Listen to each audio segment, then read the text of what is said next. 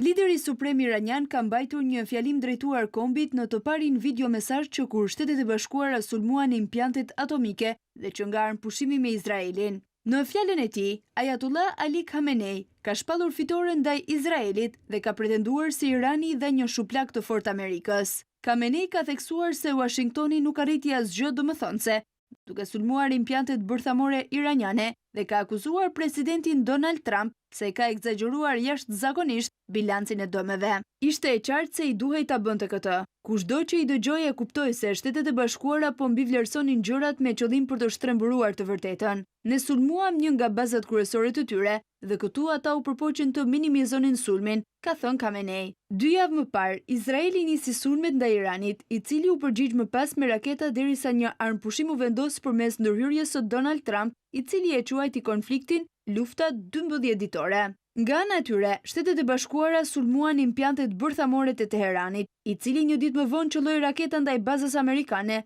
Al Udeid në Katar. Lidhur me bombardimin e centraleve atomike, pati debate sa i takon dëmeve të shkaktuara, me presidentin Trump që tha se programi bërthamor i Republikës Islamike ishte kthyer dekada pas, ndërkohë që një raport paraprak i Pentagonit thoshte se dëmet kishin qenë të kufizuara. Të mërkurën, shefi i CIA-s, John Ratcliffe, njoftoi në një deklaratë se agjencia kishte siguruar një seri provash të besueshme që tregonin se programi bërthamor iranian ishte dëmtuar rënd.